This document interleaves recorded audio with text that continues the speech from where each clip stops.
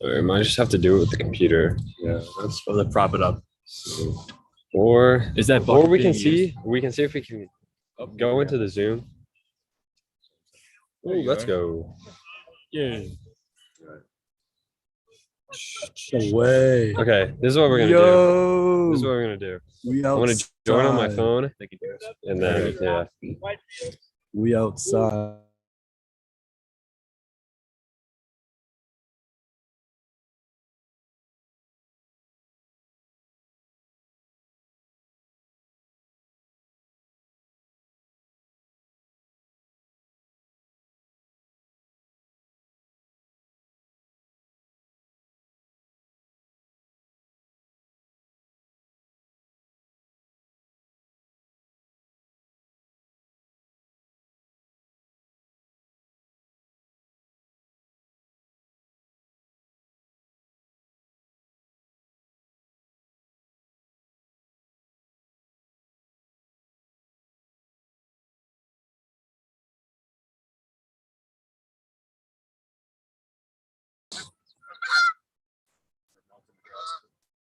That's not.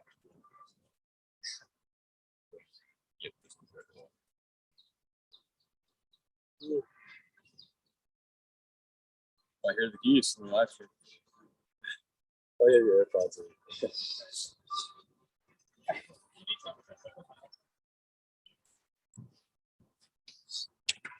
Oh shit! How'd this come off?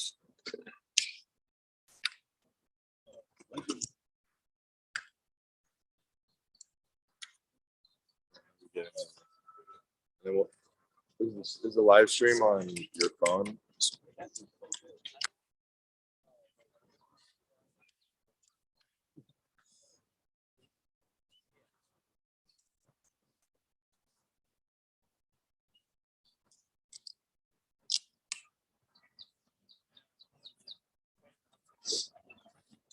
Is it up for live?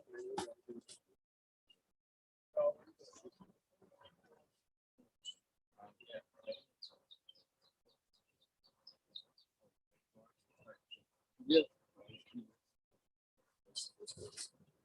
How we doing? Testing 1 2 testing. We're live? Yep. Can you hear it? We're live. Is everybody watching? There's a delay. It's probably not. How much is the delay? Yeah. One. Woohoo! Let's go. Let's go. Oh, wait, how long is the delay? All right, I just heard you talk now. Okay.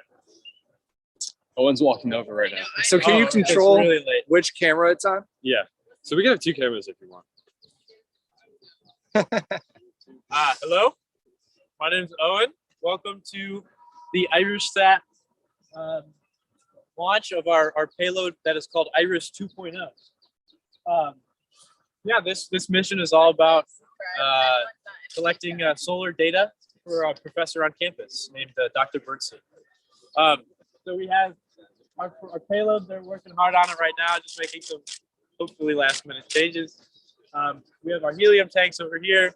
I don't know if you can see them. We'll make sure and give you guys live tours of everything. So stay tuned. Hopefully launch will be around 8:15, 8:30. With that, I hand it over to the trusty live stream crew. This is Kyle. This is Ryan. They're gonna be your tour guides. They're gonna be interviewing people, taking it around, saying what's up.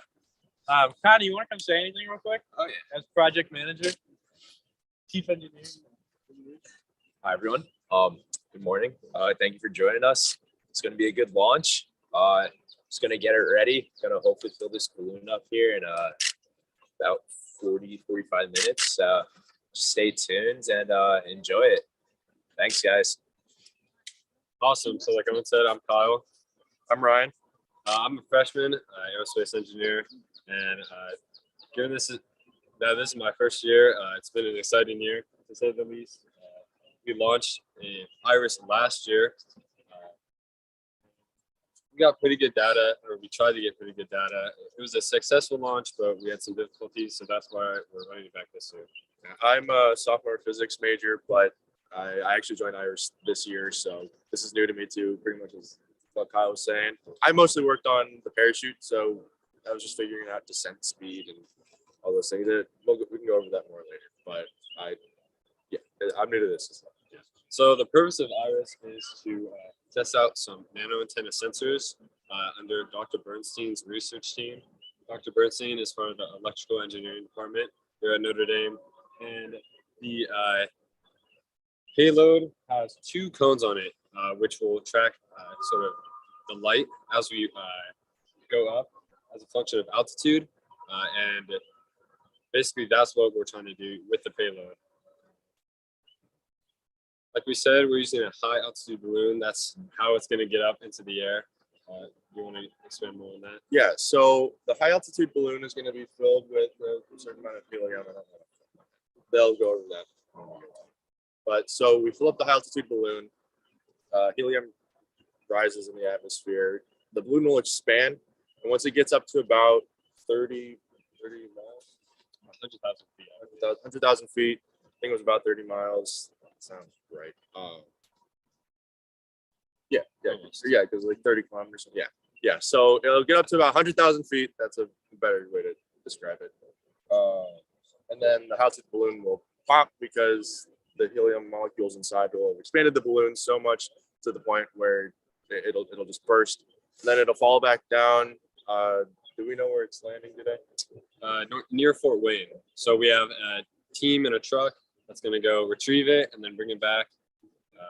Hopefully it's successful. Hopefully it doesn't drift too much off course like it did last time. But right now, we'll take you over real quick and take a look at what the team is doing. So right now we have 2 tarps. Our first tarp over here is the main payload, where they're currently setting up the Raspberry Pi, which is our main computer system. It's going to control basically all the functions, and it's going to store the data. And then over here, we have our helium set up.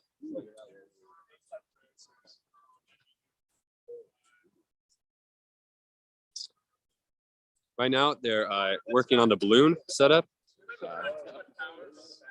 As you can see, amazing. As you can see, there's 2 boom systems, which are these carbon fiber arms or rods. So there's one right here, and then one on the main payload. So those will be, this one right here will be above the other one, and then attached to the balloon. This allows for stability and also allows our bottom area or our bottom payload, which is actually holding the research data, to rotate.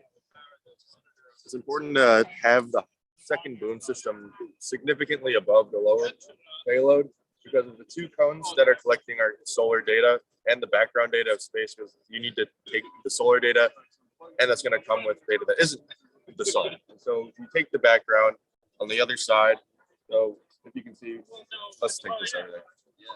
As you can see, we got these 2 cones covered in green tape. The one will be questions. One of these will be rotating back and forth, trying to find the sun. There's a code running through our computer system, which turns that bottom plate. And when one of the cones locks onto the sun, the other will be pointing away from it towards space. We take the data from the sun plus the little bit of background data it comes with, subtract out the entire background data we take from the other cone. And that's how we find the actual data from the sun that we're looking to find for Professor Bernstein. And so it's important to have the upper payload rise, especially above, so that there's no interference with the cones from the strings that we've got laying on the ground, the balloon above, just so that the data can be taken reliably and we can avoid obstructions. Let's go talk to 2 of the members from the stock team and computing team on IRIS. Sorry to put you guys on the spot. You introduce yourselves and what your role is on IRIS. I'm William, team lead of IRIS. I'm Isaac Bray. I'm just a systems engineer. I help out a lot with the comm stuff, so I work closely with Zach and Ambrose, the comms leads. I'm also on the chase car today, so after the balloon goes up, we'll be driving the little antenna on our car, tracking it down and pulling it out of some trees. So, yeah. What was your guys' favorite part about working on IRIS this year? My favorite part is probably the people. People are super awesome. It's inspiring to be around. and just the overall atmosphere of launching or building and launching an actual satellite going up. It's exciting stuff. Yeah, it's very fulfilling being around a lot of motivated, smart people. It's just a great environment, and everyone wants to, lift you up and teach you new things, especially as first years. It's a really great experience. So, Thanks, guys. thank you.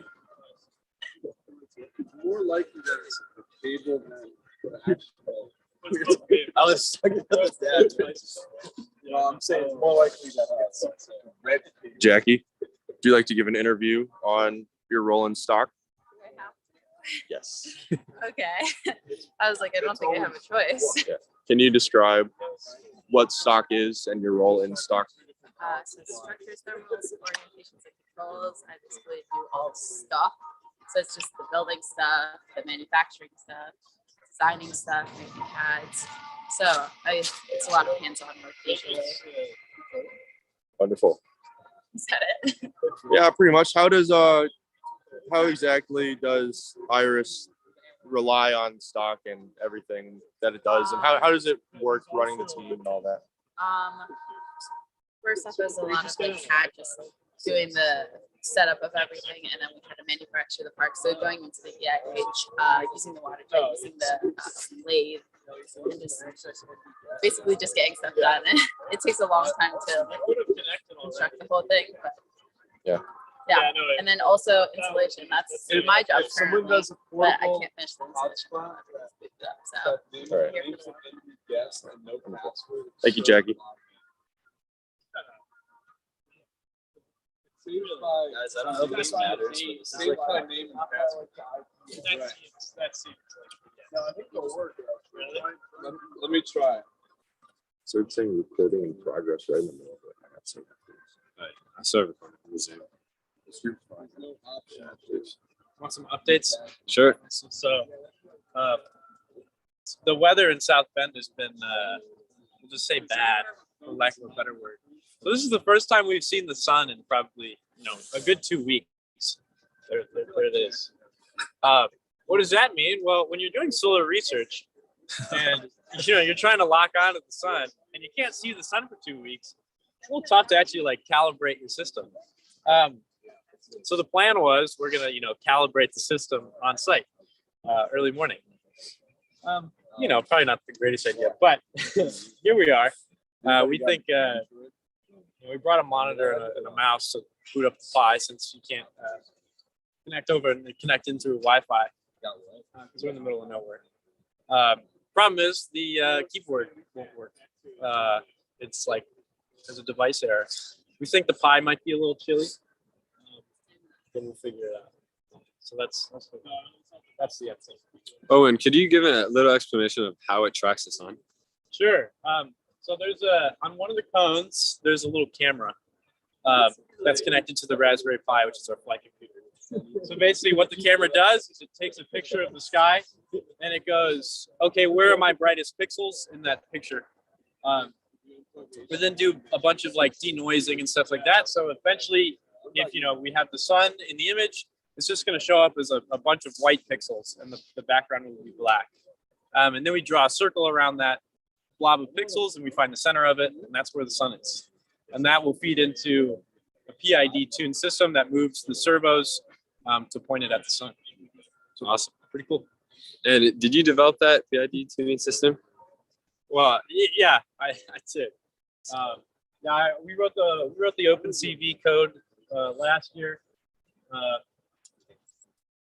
and yeah, we've been just tuning the PID ever since. But all right, if you want to Awesome. get it close, I can run you through it. So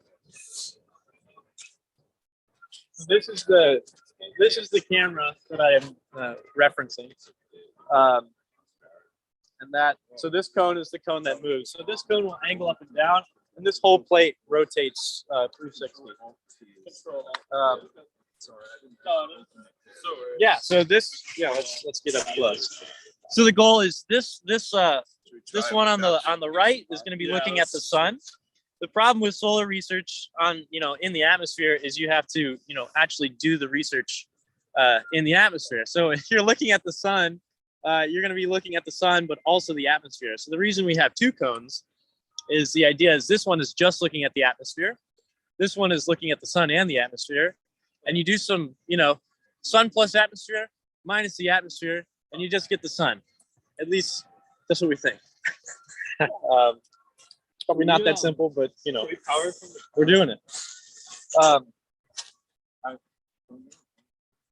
What's this little tinfoil ball? Tinfoil ball is so that's a radar reflector. That's an FAA requirement. You're supposed to have something that reflects radar on it, so that I'm guessing that planes can see it. Because pilots are notoriously curious. If they see something floating up, they're gonna want to go in. So we've also been releasing. We released like these. They're called notice to airmen. Basically telling pilots stay away from this area at this time at this place. So that's it. Awesome. Thanks, Owen. I took the cables out. What did you say we changed? Yeah. Is the pie screwed down?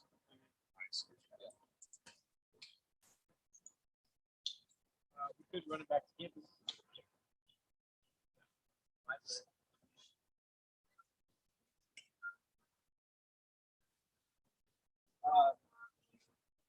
Have we tried different?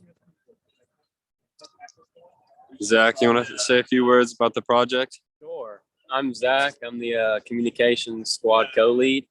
I'll also be president of IrisV2 next year.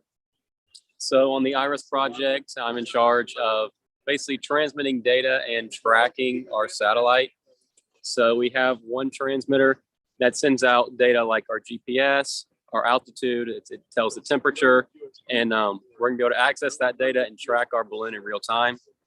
We've also got another transmitter that will transmit the data that Owen was talking about, the sensors that are looking at the sun and getting all the infrared data. And we'll be sending that back as well.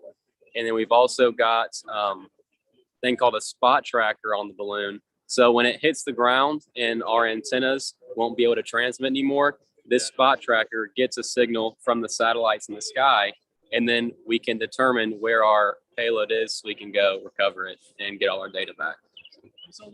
Zach, could you tell us what the success of IRIS will mean for the future of IrisSat? If this goes really well, we can use this in our proposal to NASA to get a CubeSat in the sky.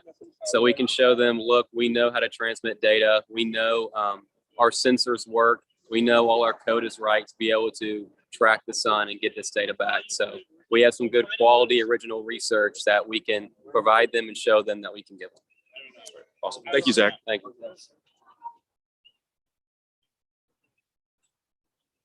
And for the records, this is a crisp April 10th, 2022.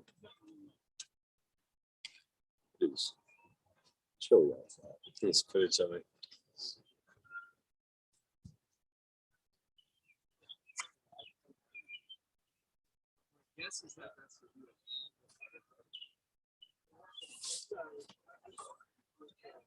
Oh, we use the same.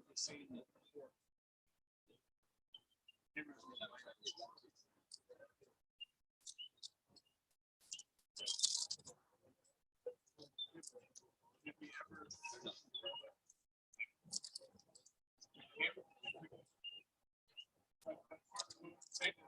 We never got from the sun.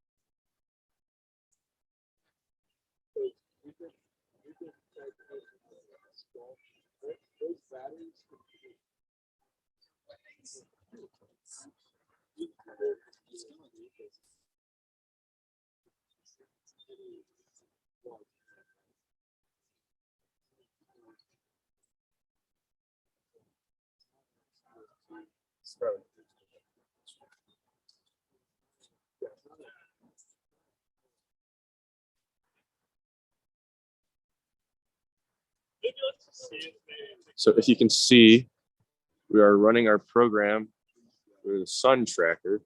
So the program is searching for the sun, as you can see, with that one cone moving up and down with the camera. And the plate is rotating until it finds it.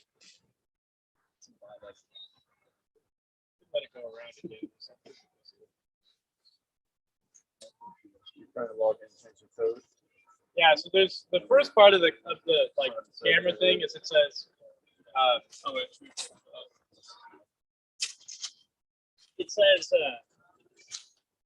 what value, like each pixel has a value associated, and so obviously the sun would hopefully be brightest. So you say, what is my cutoff? Because you have to interpret things in black and white typically. Yeah. Whoa. Oh, Let's go, baby. all right. You know what? Let's just power it up. I think we told that out. Woo! All right. Cut power. Yeah. Let's cut power. The sun is over there, so they're all excited because it's working. Can somebody call Ambrose and tell him we got it? All right.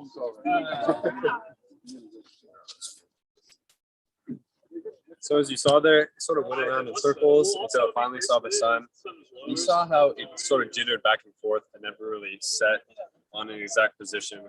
That's what the PID tuning is doing. It's sort of going back and forth. Once it sees the sun, it's going to move a set position, and it's going to see the sun again and move back and forth. So even though we're never going to get an exact lock on the sun, it's always going to be pretty much on it the whole time, and that's pretty much all we need. It's also very helpful as we go up because we're going to be sort of moving around. Hopefully it doesn't rotate too much, but the payload is going to spin a little due to the wind and due to the Gulf Stream. So if we can keep sort of that tracking on the sun, pretty close to the sun the whole time, then we should be good. That was our main struggle this morning, so hopefully we have it all figured out. More about the jet stream is more my area of expertise with the parachute. The issue that we were trying to sort with the parachute was figuring out what exactly was giving the most drag to the system. You don't really want a high altitude balloon like this sort of swing like a pendulum back and forth. It's not ideal for it to really swing or move. You want to go over to the parachute? Yeah. So the parachute actually is in a plastic bag right now. We're keeping it there just while everyone's working. Ryan's got a fresh set of lipos in his pocket. Yeah, I've got that. So yeah, back to the parachute. Parachute's in the bag. It's got a 1 meter diameter. The diameter is used in an equation for drag to solve exactly what the descent speed will be, because we know the force. It's a force balancing equation. Essentially, you want the force of the gravity on the whole system to be equal to the drag you're seeing, so that as it rises, you want to have when I apologize, when it's descending, you want the drag on the parachute to be about the same as the force of gravity, so that there's a constant velocity, because you don't want the payload to be accelerating down towards the earth. We're looking for a 7 meter per second descent speed. So with the weight of our payload, it should be about 7 with a 1 meter parachute, 1 meter diameter parachute. That's what we are looking at right now. So it's just a smaller parachute. We'll show you more when we take it out of the bag. We're keeping it in there just so while they're working, we don't rip it or tear it. The jet stream, most of the drag on the scent is going to be due to the balloon. The balloon's going to expand to a really huge size. And so as it goes through the jet stream, you're going to see it just has a large surface area. which means that there's going to be more wind pushing on the balloon than there will be anywhere else on the system. So the parachute, we're just hanging it underneath. It doesn't really matter where the parachute is in this case, just because it's going to have a fairly negligible effect on the actual movement of the system in the jet stream, which the jet stream was our main concern. It's not going to be too terrible. The winds will pick up as we get closer to our launch time, but it should be fine until the jet stream. There's not going to be any real movement, ideally, because it's not super windy down here on the ground. It's only going to get a little bit faster as we head to launch. They'll go through the jet stream. There's almost no wind in the upper atmosphere above the jet stream, so that's not a concern. When the balloon pops, the payload will flip, the parachute will catch and drag, will start to be applied, and then the concern was when we get back into the jet stream, do we need to deal with the major drag on it affects the landing zone, whether or not the parachute is falling too fast, falling too slow. We wanted to see what exactly would be necessary. We used an online program to find out where parachute or our payload would be landing. And again, we just used the drag equation to solve that. Our descent velocity was 7 meters per second with a 1 meter diameter parachute. The only thing that we really need to happen is for it to catch, and that's a little bit of an unknown. Kind of relying on the payload not falling directly on the parachute, which was one of our other key concerns with how we're doing this system. But it's pretty similar to what we did last year. Iris 1.0 had the parachute sitting in a box on the lower boom system. We've streamlined it. We put it underneath. The paracord attached to the parachute is glued, epoxied, and it should. We'll show you more when we can take the parachute out. So let's take it over closer to Iris. See, Jackie is shaking up some hand warmers. So the hand warmers are going to go into the box and insulation, hopefully to keep everything warm. One of the issues last year was the cold. The cold affected our servos and also the electronics inside. So hopefully our new and improved insulation and hand warmers will take care of that issue. Also, we see on the left right here, we have a GoPro wrapped in Mylar. Hopefully the GoPro will get us some good shots as we ascend, and then we'll be able to release that once we get it back. We hope to get it back, right? Yeah, we should get it back. Yeah, we'll get it back. Yeah. Let's head over here. So over here is the balloon filling area. Getting ready to fill it up with, or set up the fill-up station with the helium. Tell about dangerous the helium is. You wanna give us a little breakdown of how dangerous this can that Will is dealing with right now? Apparently, one small thing goes wrong. The helium comes out. Helium comes out one end really fast. It's at 3,000 psi. If you send the entire canister the other way, turning into a missile, basically. You don't want to be on that. And then Owen's car just explodes. So hopefully that doesn't happen. That's why we have safe procedure for it. Exactly. It's a lot of pressure. Literally.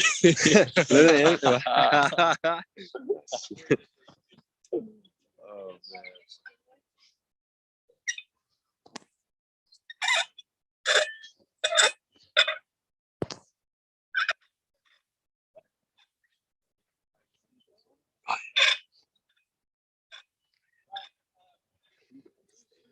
So was he gonna respond to that?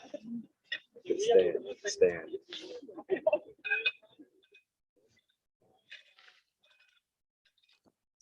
The stand.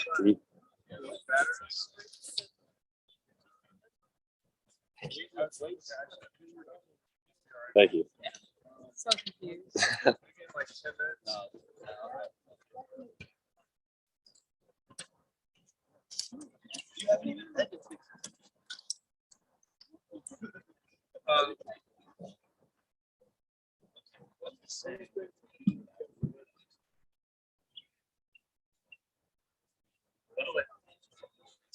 Oh, it's my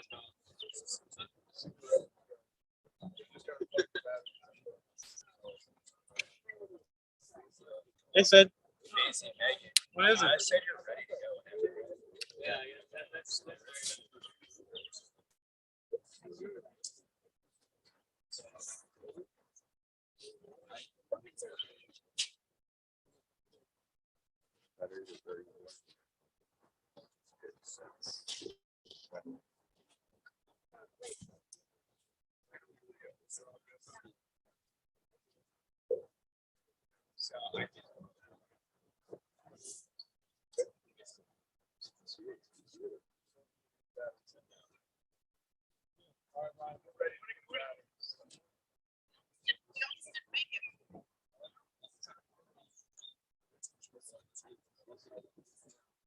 So the payload.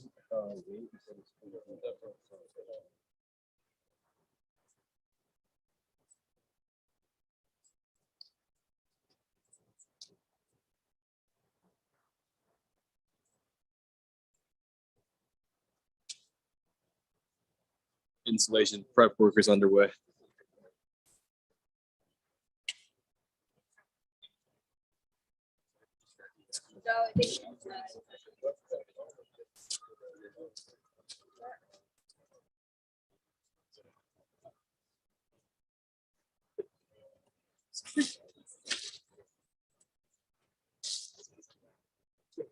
yeah. I would definitely stand by the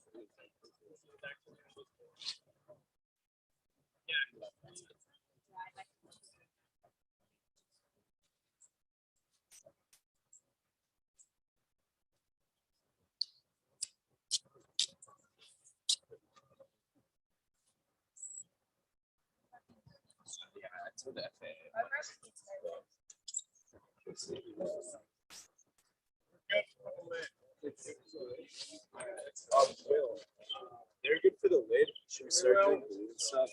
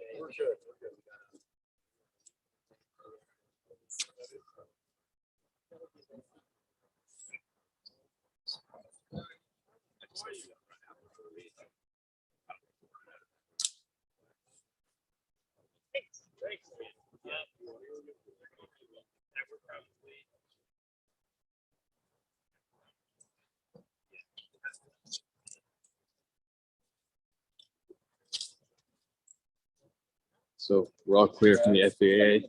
We have 100,000 feet of clearance all the way up the ceiling. Got the approval months ago. Second checkup a week ago. We're all set.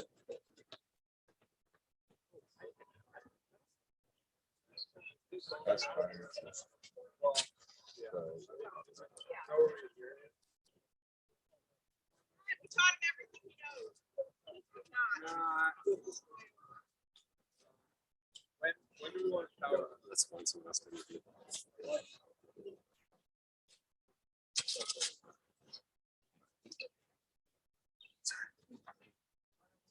Hey Jay, how's it going? Could you introduce yourself and then give a few words maybe on the computing side of things? Yeah, for sure. Yeah, my name's AJ.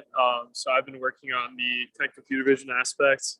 So basically, in order to record good data, we need to find the sun and then point our sensor the opposite direction. So yeah, essentially what happens is there's like a camera and there's like a search algorithm. So it kind of goes 360 degrees. When you're done, yeah, when you're done. Yeah, so it kind of goes 360 degrees, pitches to, and yeah, it just finds like the brightest spot. And because we have a solar film over it, the only thing you'll see is the sun. And yeah, it'll lock on to that spot. And then we have something called PID tuning, which just interfaces with the servos and helps us to kind of lock on and not overshoot the sun. Can you explain a little bit it's about how PID tuning works? Yeah, so I actually didn't write the PID tuning myself, but from what I understand, it's basically this method of kind of fine tuning the movement of like a motor so that you don't overshoot your target. So there are like quite a few different parts. There's like key, which is I think proportional, integral, and derivative. And so proportional just kind of gets you there. Integral helps counteract things like oscillation. You know, in the case where you're just kind of bouncing back and forth between like the two sides of an image. The derivative just helps with overshooting. They take things like previous air into account. So yeah, we that's kind of like the last part that we worked on. We did a lot of PID debugging last night. And yeah, we're excited to launch today. It looks pretty good. It took quite a while to PID tune it correctly, but yeah, it's really nice. So, Thanks, AJ. yeah, of course.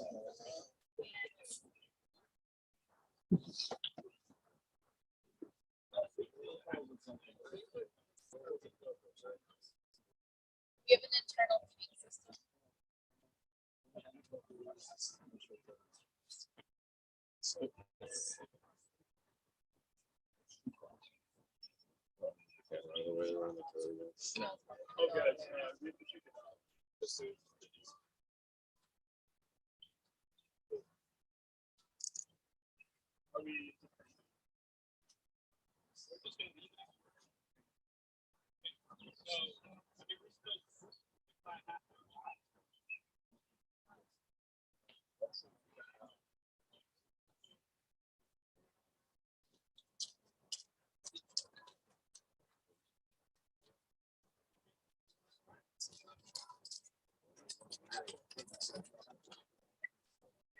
You guys have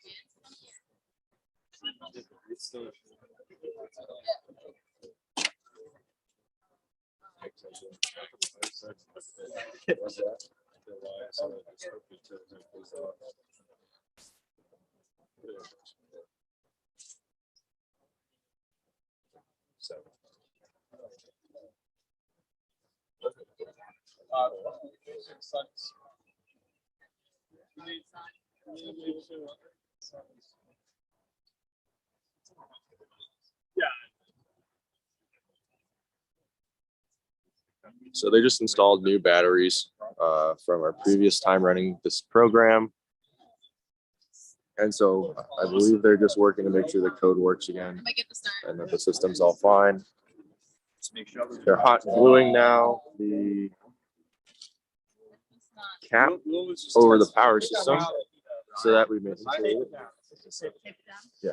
We will now speak to Connor about working with the FAA to achieve a project such as this. Right now? Or? Okay. Right. So just introduce yourself, describe working with the FAA. Yeah, so my name is Connor O'Brien, and I'm the project manager for this project. So one of the things we had to do was reach out to the FAA. It was a bit of a tedious, administrative process with that, but basically we had some contacts at the FAA that we had to let them know what date we were launching. We had to fill out a few worksheets to let them know exactly where we were launching from, what we were launching, and where we're projected to land. And then we had to send them projection maps like 5 days out, 2 days out, 1 day out. And then I also had to make a couple of calls and place a few, just like, I guess, official notices that we were releasing this balloon just so they keep everything organized up there in the sky. So it was definitely a very, very tedious process and a bit annoying, but we got it all worked out. So it was good. All right. Awesome. Anything about the delays or the weather dealing with that? Yeah, so I mean, the weather in South Bend in the spring, I mean, it's not very, very nice. So we've had to push it off multiple times. We were hoping to get 2 launches in this semester, and it's looking like we're only going to get 1. But our plan is to get 1 in early next semester now. So hopefully in August and September, the weather would be a little nicer to us. A big thing that we had to worry about was cloud cover. That's another FAA regulation, is that we can't launch if there's more than 50% cloud cover. So in South Bend in the spring, it's pretty cloudy. The permacloud's pretty strong. So it was pretty hard to get a day like that. But this morning. I mean, it's beautiful out. It's just a little cold, but other than that, it's very sunny and not that windy. So we're hoping that it's gonna go well as long as the electronics don't get too cold. Awesome. Thanks, Connor. Awesome. Thanks, guys. All right, let's bring this back over to Iris. They're currently working on just making sure that the thermal insulation is all set up, covering the power system, because electronics, when they get very, very cold and high atmosphere, well, they break, and we don't want that to happen. So making sure to cover it. Not sure exactly what they're using for insulation off the top of my head. We can talk to Jackie again about that. Yeah. So right now they're just taping the box over. I think it's nylon that they're. Daisy, do you know what the insulation is, the material? It's just house insulation. Just house insulation. Okay, it's house insulation is what we're using. It's got hand warmers on the inside to keep heat inside the box, because once you seal it, it's much like a calorimeter where it's designed so that heat cannot actually leave the system. It's a closed system. There will be no heat transfer out, or it will be minimal. It's the purpose of the insulation box. Hand warmers make it hot in the first place, because it's pretty cold out here already. As well, you need to be particularly warm, because I think even if it were 80 degrees or so, you have to be still pretty careful, because it can cool off pretty quickly, or it might not be as hot in there as you want it to be. You want to have an input of heat in the system, and that is the purpose of the hand warmers. And then obviously insulation is doing its job. The box is taped and hot glued together, and as you can see, the camera is still locked on the sun, which is now risen a little bit in the sky up there. Looking like it's going pretty well. We'll take it. Spot tracker's working. Should there.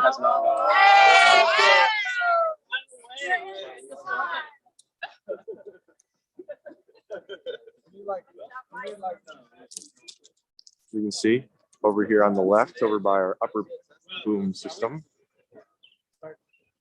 Connor and Caitlin are hard at work attaching our GoPro that we are using to record the entire flight for viewing later and seeing how things went, maybe ways we can improve it. We're not going to inflate the balloon just yet, I don't think, but the camera similarly has to be insulated, because the camera is an electronic, so if it gets up there in the atmosphere, it too will break. So it's covered in a reflective, looks like reflective box. I mean, yeah, box. It's got a hand warmer on the inside, taped together.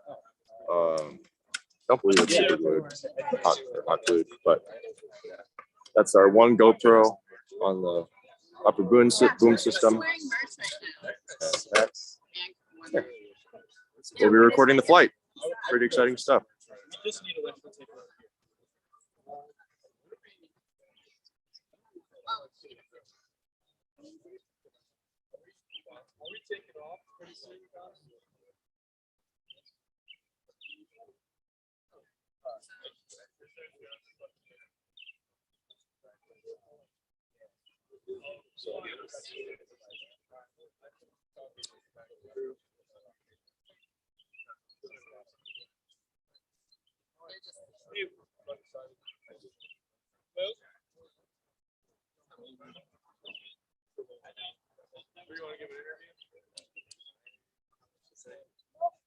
It has still has they hot glue system.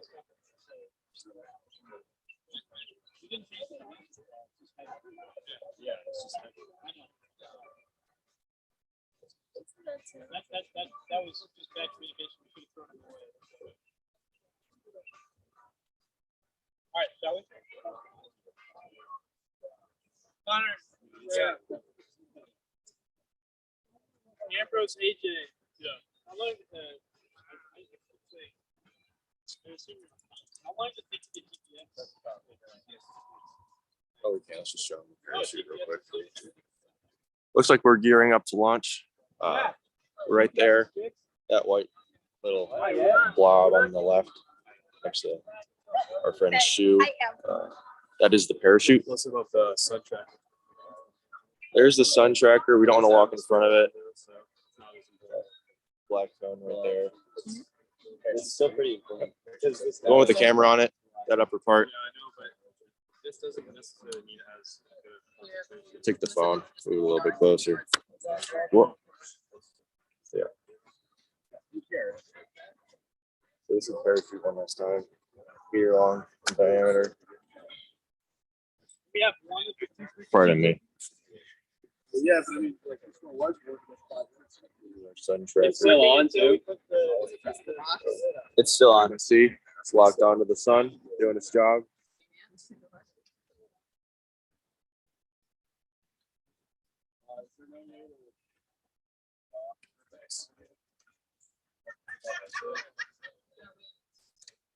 That was an awesome shot. I mean, it's like, Was it?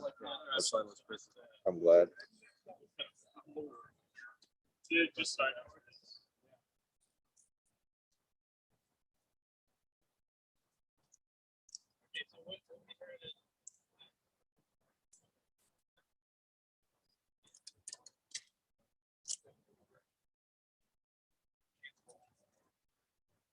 Watch out, Kyle. Don't walk in front of it.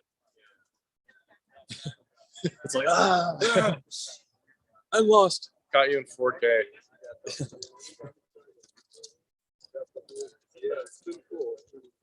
Why didn't you take it off?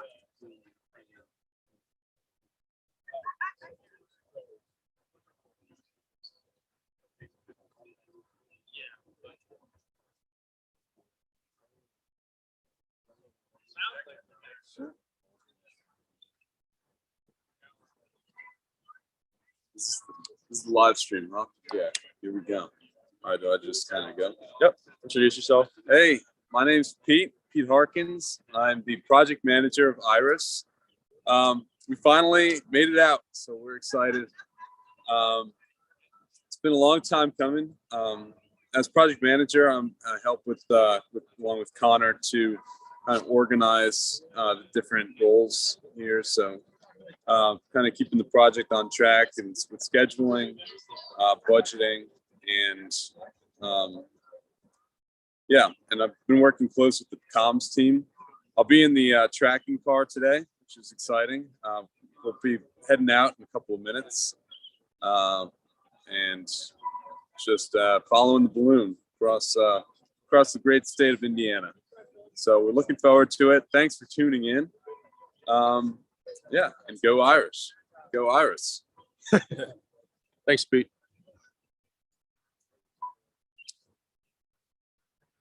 So are we getting ready to launch then? Yeah, we're gonna fill the balloon pretty soon. Balloon's ready to be filled. Okay. What are we finishing up here?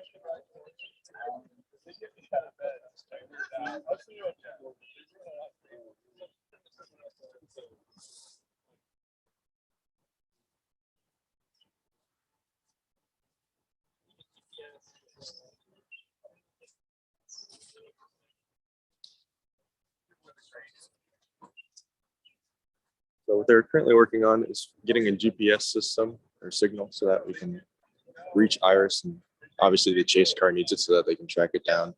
I didn't show you earlier. There's another GoPro on the booms on the lower boom system. The upper boom system has a GoPro.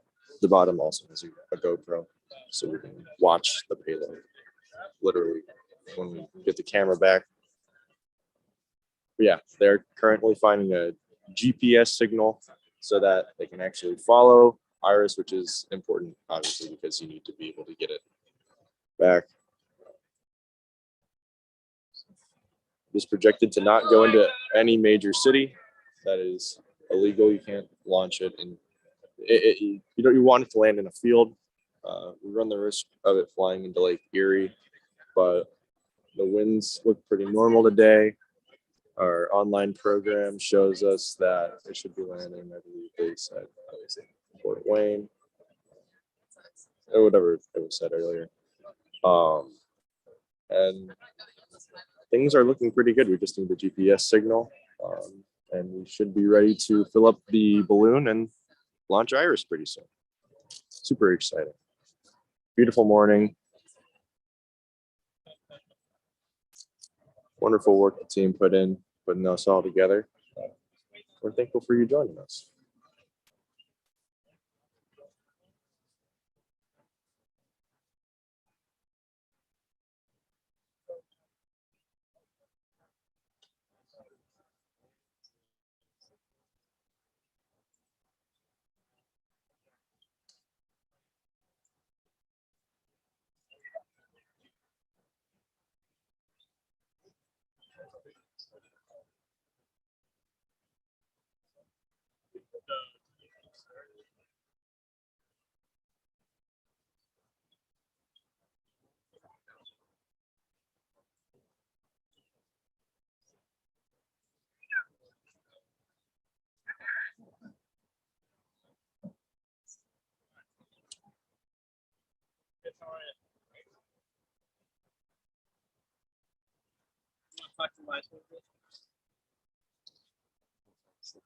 This is Drew. He ran the live stream last year, so if you're joining us for a second time, Have any questions about Iris 1.0? I can answer them. Drew's currently working on bigger and better things. I'm talking about IrisV's other projects. Sure. So, as I'm sure some of our listeners are familiar with, but IrisSat is working on developing Notre Dame's first cube satellite. So we have lots of testing and hardware and technology development programs like Iris here, but we're also laying the groundwork to building and operating our own satellites on campus. So I had the pleasure of leading a project this year that was developing an orbital and attitude testing facility called OAT Lab, as we like to say, or GOAT Lab, whichever you like.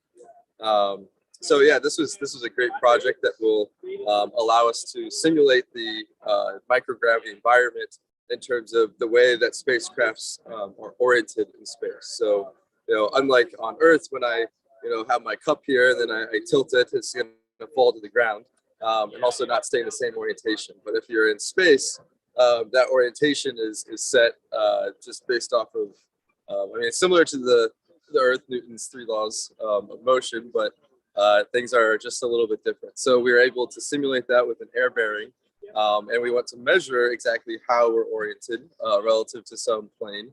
And so to do that, we simulate Earth's magnetic fields as they would be outside of the atmosphere. And based off of those measurements, we're able to tell exactly what our orientation is. So there's a lot of hardware and electronics that go into that, as well as software to generate the right magnetic fields and simulate the orbital dynamics of what's going on. And so we kind of work tandem with another project that's developing a flat satellite. So this flat satellite has all your favorite parts the satellite has: a power system, a communication system, and most importantly, attitude control and determination system. So this will work in conjunction with our laboratory to get the ball rolling on some satellite testing next year. Hey, Pete, we're gonna do a reboot. Can we do a reboot just on the PRS? Oh wait.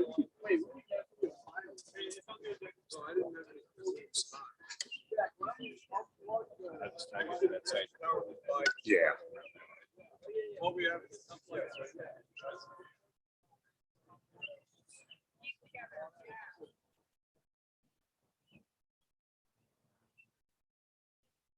YouTube is working. Oh, good. I was watching at home. That's good. Thank you.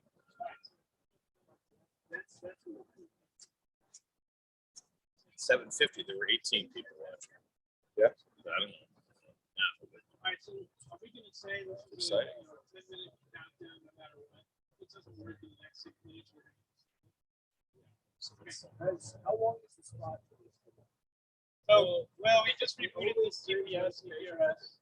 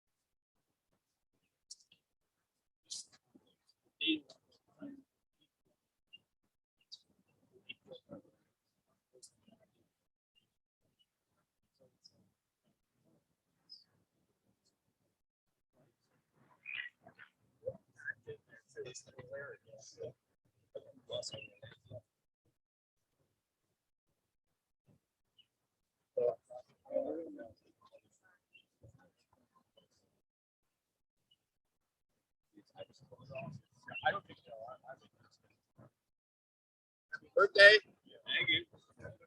It's your birthday? Happy birthday, Professor. Yeah, that's good. Happy That's what we're talking about. Happy birthday to you. Happy birthday, dear Professor. Good singers here. Happy birthday to you. What else you can do? Good job. Birthday.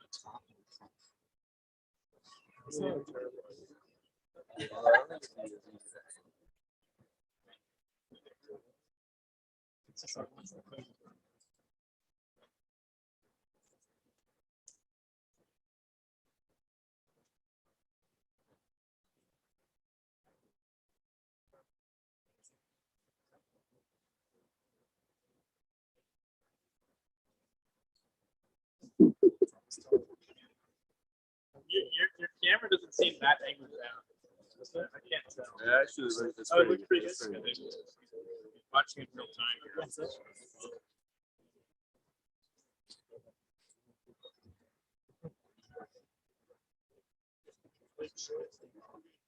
Oh, and why are we holding it up?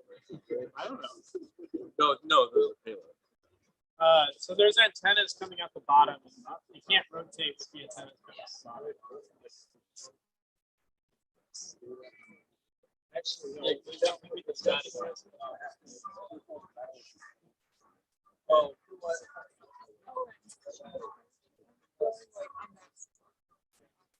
yeah, make sure it's out of the way. Imagine if all these cables.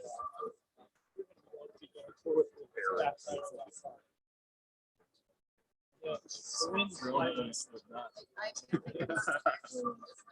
like circle. And make sure you're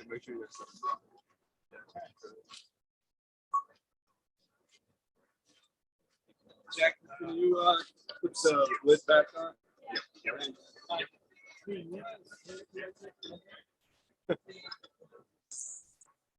Connor, you talking about these? You talking?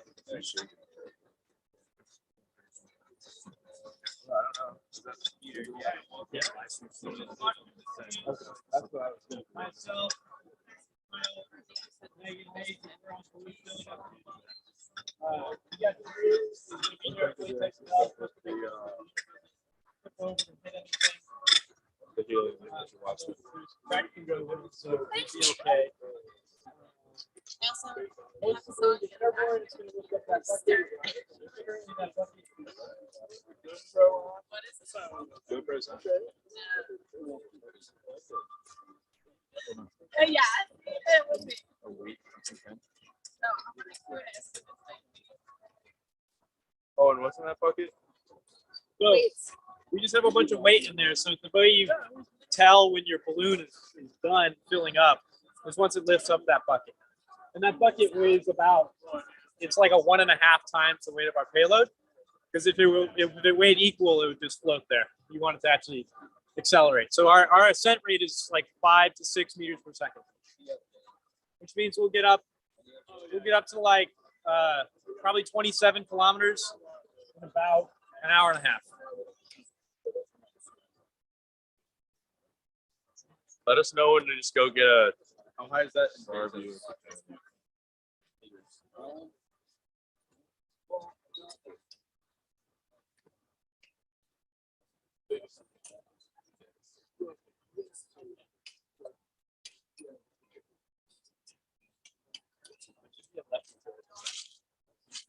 So right now they're setting up the hose on our helium tank. They're going to connect that helium hose to the neck of the balloon and start the inflation process. I need to turn it off. What? Turn it on. Your brother's here.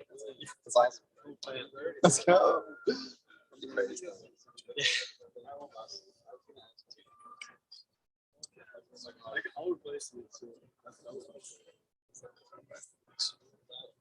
Yeah, exactly. Oh, and should we start moving back to get? Yeah, just... I would take a couple steps back. It's not very windy.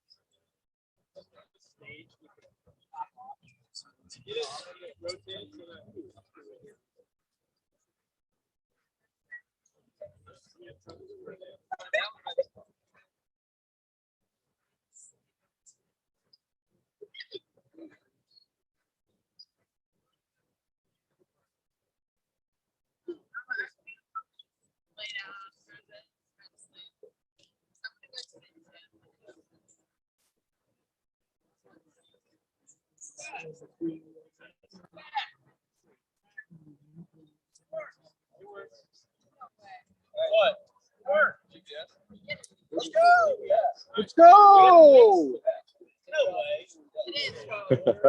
That's awesome. That's so exciting. Yeah, that is. I'm Owen's brother. You're Owen's brother? Yeah, Sid. Sid? Pleasure to meet you. I'm Ryan. Nice to meet you, Ryan. I'm gonna put this on TikTok. Balloon launch, balloons going up and then the launch. I'll put this on TikTok. I'll put this on TikTok, Ryan. I'll put this on TikTok, so That's a great idea. on my TikTok account. What's up? His phone's locked up. Yo, Kyle. Your phone locked for some reason. Nice tripod.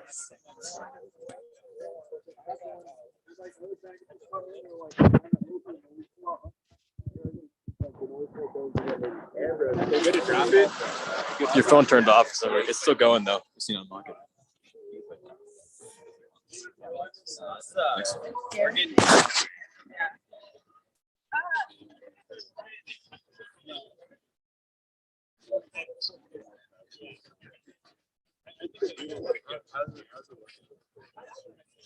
It's good. Yeah, it was going through the entire time. It just turned off. Oh, okay. That's so strange. I'm Owen's brother. Nice to meet you. Sid. Sid? Mm-hmm. So I want to put this on launch on TikTok. Yeah, it's awesome. On my TikTok. So if anybody's wondering why there was a bit of a hold up there, we were waiting for our GPS tracker to get a fix. So basically they're orbiting GPS satellites, and our tracker has a little antenna that searches for a signal from like 3 or more satellites. And then once it gets that, then it has a GPS signal that starts sending this GPS data. So we were having trouble getting the we had a bit of a delay, but we just recently heard some good packets over the radio, so we're all good to go now. Awesome.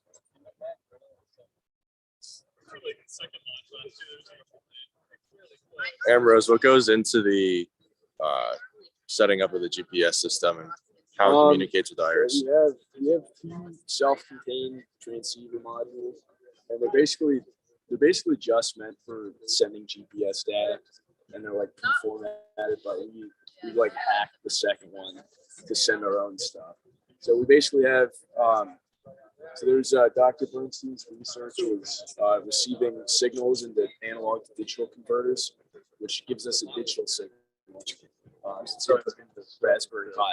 And on the Raspberry Pi, we have some functions in Python that we call that pull in that data, format it correctly, and then send it over an I2C connection, which I2C is just a communications protocol. Awesome.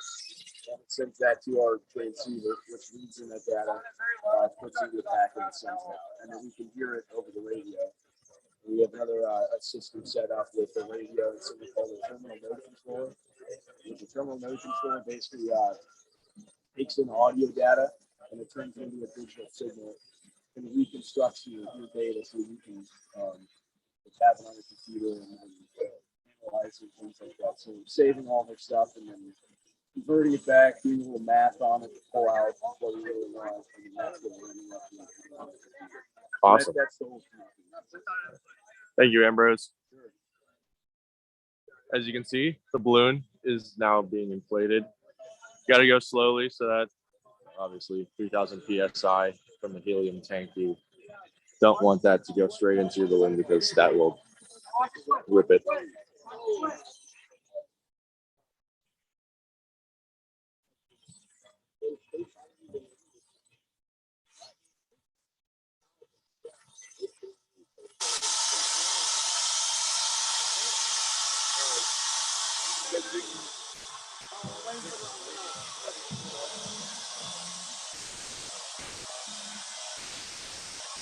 Iris is being held up on the right side by some of our team.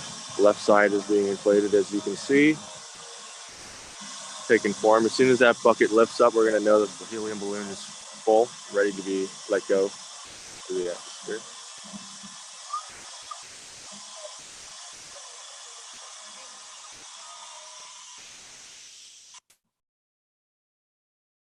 We here at IrisSat would like to thank you for joining us today for the setup and launch of our high altitude balloon, Iris 2.0.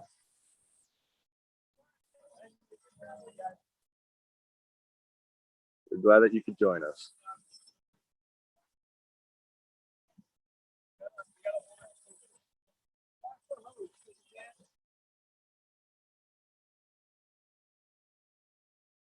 Got jitters.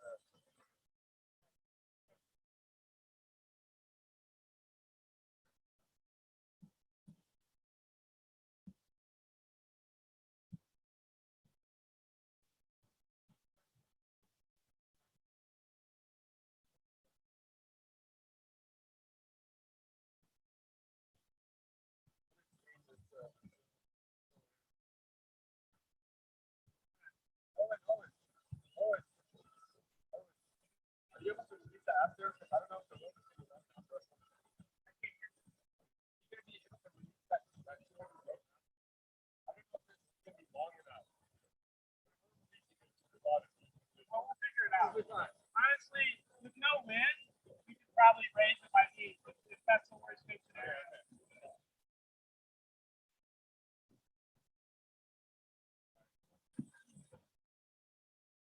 There's Caitlin on the right with the parachute, holding it up so that it doesn't snag on anything when this payload is launched, released.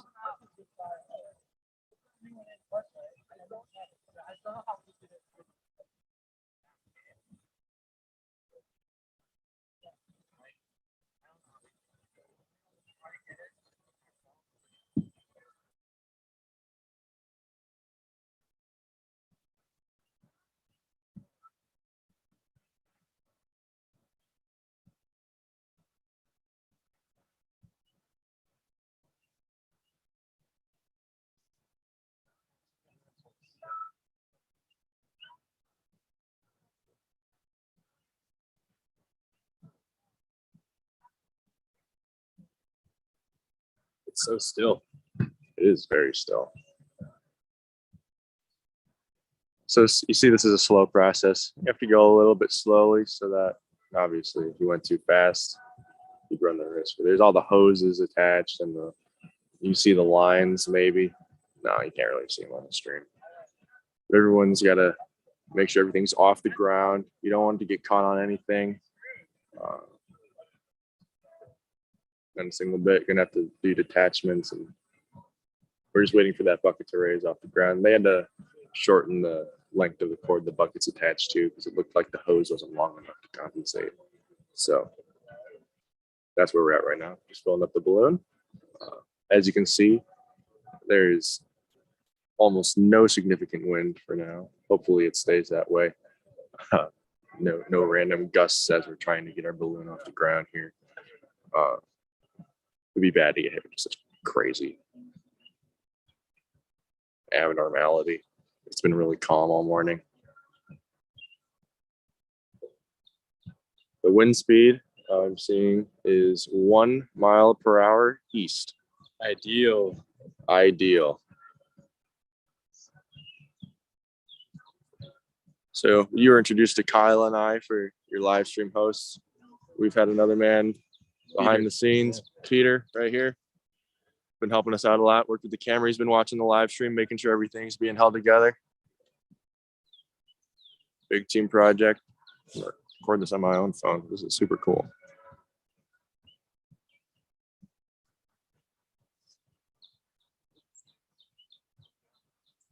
We have stopped the flow of helium to the balloon. Oh, no problem. You're good.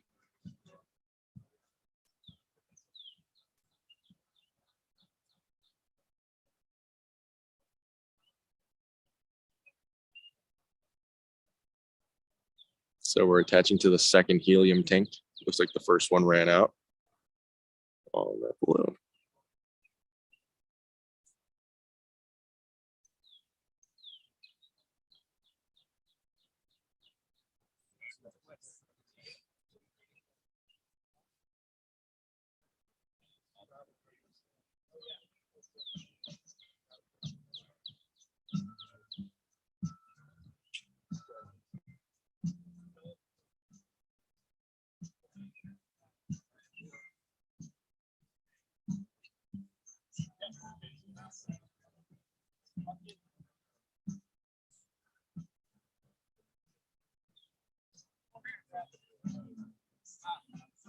Hi, Bob.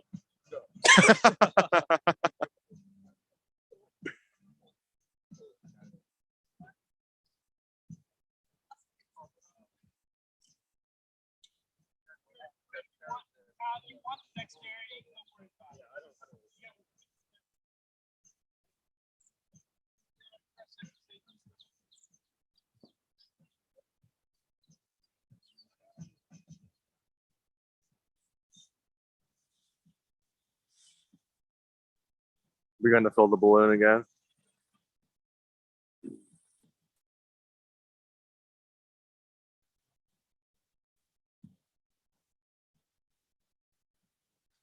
I believe it should be full to about a diameter of 10 meters, if I remember correctly, and it should expand to about 50 in the upper atmosphere. So obviously it'll burst at some point because the plastic is just going to rip.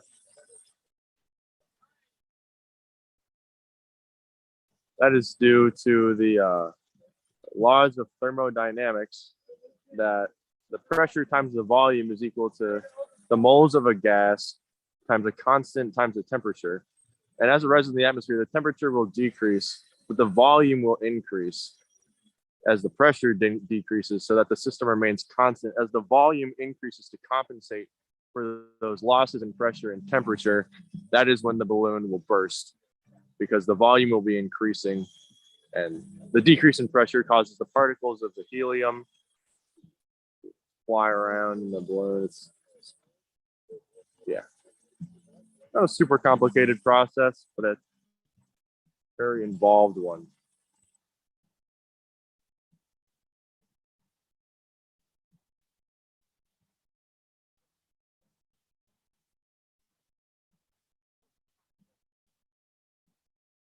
The bucket appears to be getting close to lifting. It hasn't lifted, but from my perspective, it looks like it might be shaking a little bit. It's beginning to rise. It is lifted barely off the ground.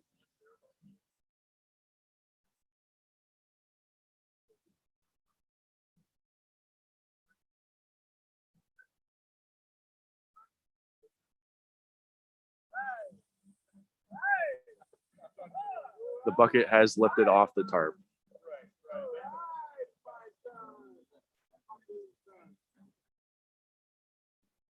All right, the helium has been turned off.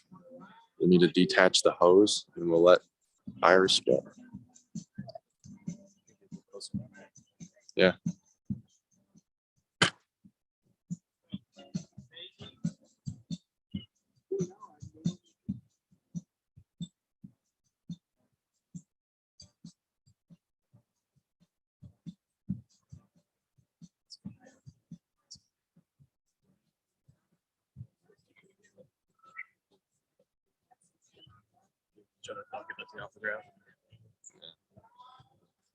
I told him, but I don't think you can really see it because of the quality of the camera.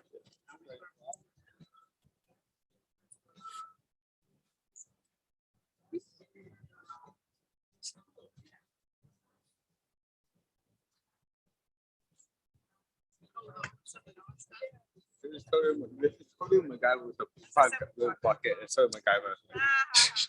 Yeah. Aerospace. There you go. All right, you can go ahead and get on.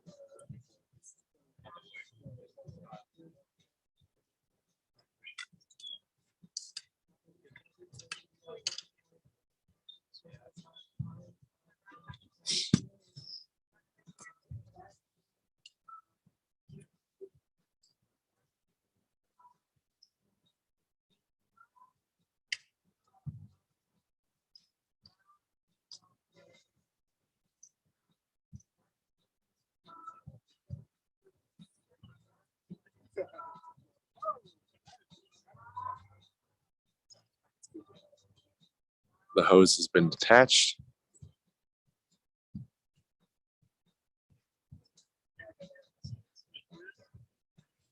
And they're just making sure they tie the balloon closed.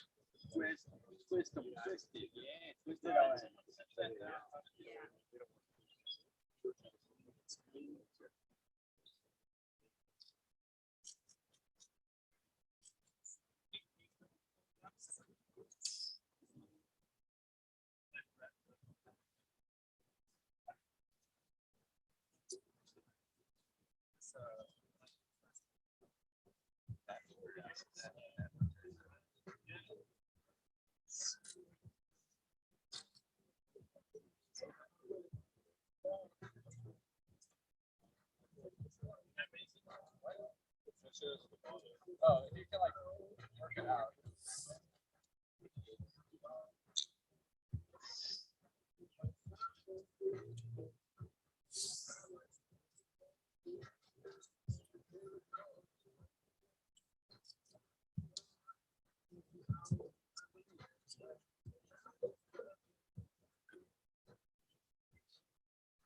This is so much calmer than last year's launch. Have you seen the video? Yeah, it was like super windy. I've seen the edited video. Yeah. No, like That's a good sign. yeah, no, last time the balloon was flinging all over the place and yeah, not ideal.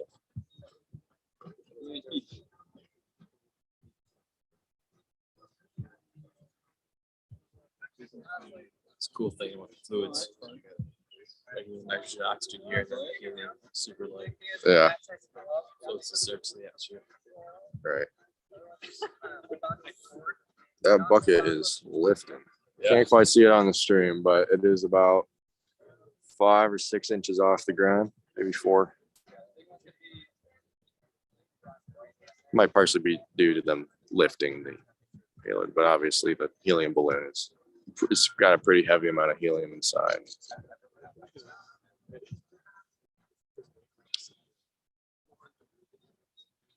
They're currently securing the straps, paracord. So We have a GPS lock. we're going to remove the bucket. Oh, yeah, listen to this. And now we're playing Dropkick Murphys, true Notre Dame Irish fashion.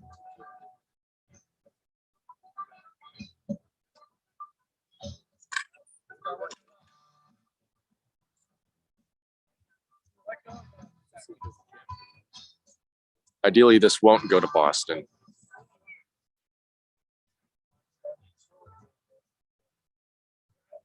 But the song's good.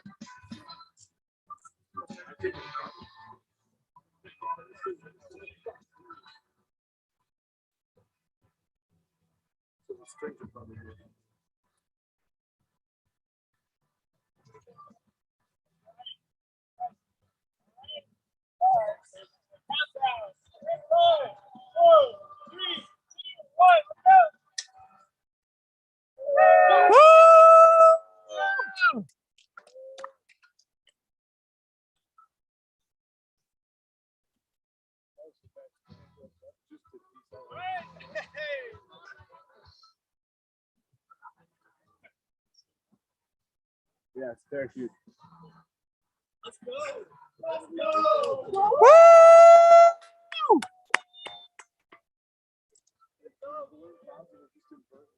There she goes.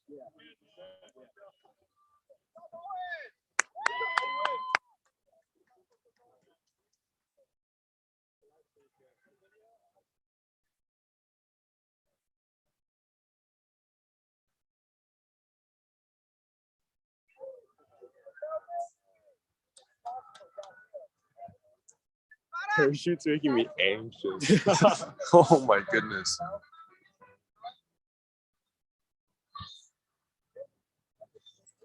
And that is the launch of Iris 2.0, April 10th, 2022.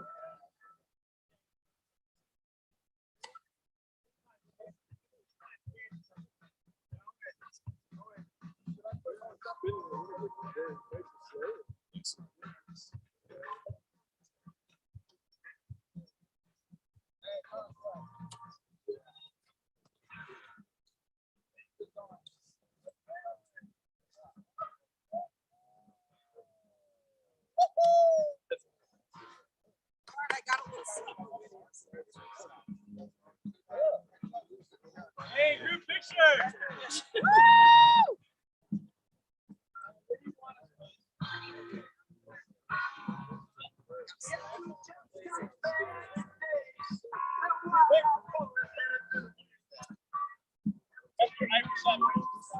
Sid.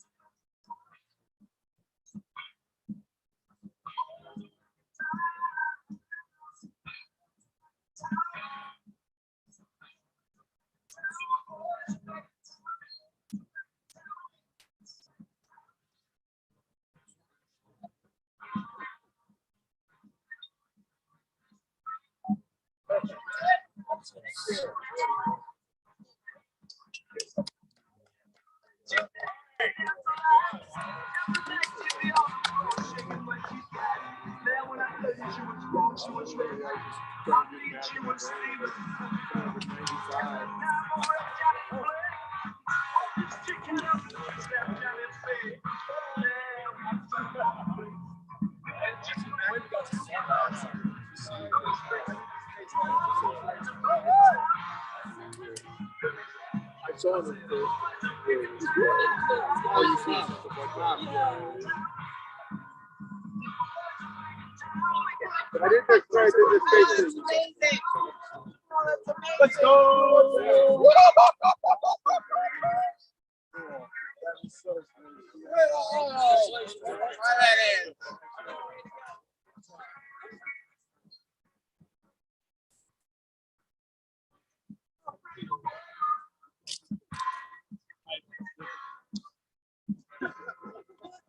I've heard about that.